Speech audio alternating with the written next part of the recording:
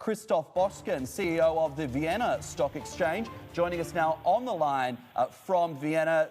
Thank you very much for joining us, and great to speak to you.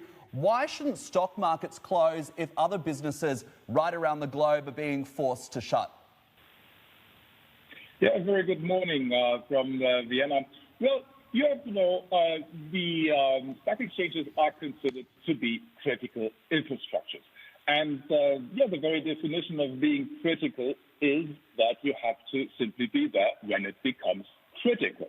And, shutting down the exchanges leads to only one thing, and that is the transition of the trading into the OTC space, where it is less regulated, less transparent, and where it is conducted with even greater volatility. Right. When it comes to greater volatility, though, we know that things, when it comes to markets, are a lot more amplified. The swings up and down are a lot more amplified, of course, when we have this extreme volatility out there. From your point of view over the last few weeks, how have things been holding up when it comes to, of course, not only the people working at the stock exchange, but the technology and the infrastructure around it as well, given the volatility that we have been seeing? Yeah. Volatility management, you're right, is at the very heart of any exchange operation. Maybe the audience should first know that the market infrastructure in Europe is slightly different from that one in the US. There is no trade-through regulation whatsoever, so shocks spread somewhat more slowly here in Europe. And we have also what you call circuit breakers in place or extended opening call phases. We call that volatility interruptions, and that is something that is very, very well known in European trading systems for over 2 decades. And by the way, volatility interruptions, that is something we apply even on a single stock basis, so we do not shut down the entire market, and I would always deem that to be the better approach. Concerning the state of the exchange itself, well, we have been fully electronic since 20 years, and so we transitioned very seamlessly into the home office according to our business continuity planning. We are capable of running the exchange entirely remote, so Vienna Stock Exchange remains fully operational. Same applies, by the way, for the other 4 partner exchanges in the region, the Ljubljana Stock Exchange, the Zagreb Stock Exchange, Budapest, and the Prague Stock Exchange. Christoph, it's Hadley out in Abu Dhabi. So Austrian shares losing about half their value this year alone. Now, Austria's financial markets banning the short selling until April 18th. Give me a date. Is that still holding, or could you potentially move that a little further down the line?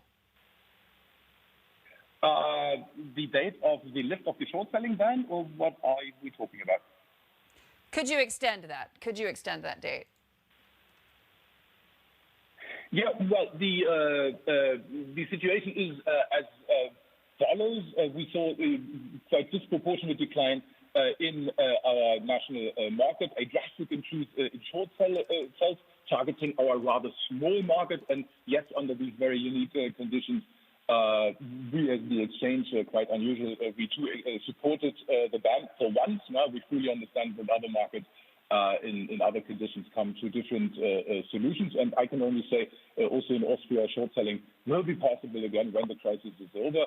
The ban is temporary and it will be extended for the moment. But you have to know that it excludes market-making functions for the liquidity provision, and hedging will be also entirely re-allowed soon. But the enhanced ban, and I can't emphasize this enough, it is an enhanced ban, that naked uncovered short selling is prohibited in the entire European Union anyhow. Yeah.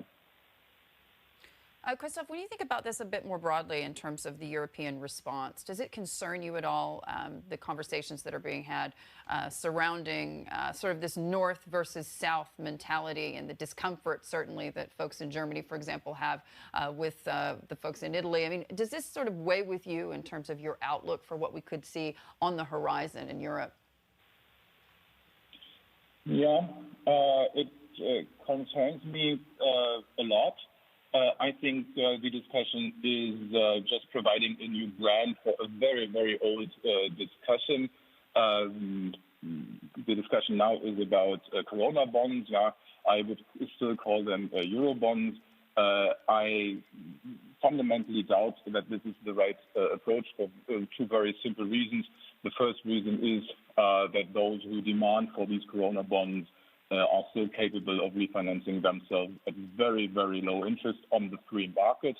And the second reason is the even more important one, and that is that there is already a lot of solidarity provided through other European mechanisms by countries like Austria and Germany, be it the European stabilization mechanism or whatever kind of fund there is available there. So you have to call for this first, and this has not been done yet. So the discussion is not heading towards the right direction so far.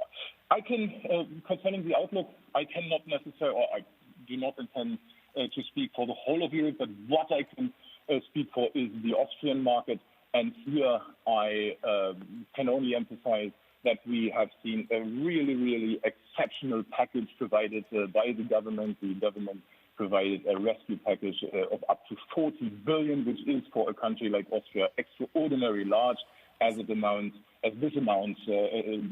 represents 10% of the overall GDP.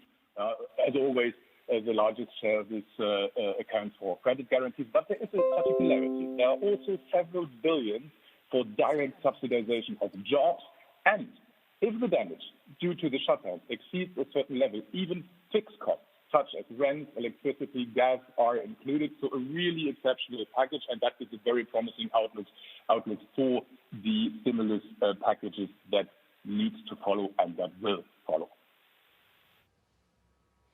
Great stuff, Christoph. Thanks so much for joining us this morning.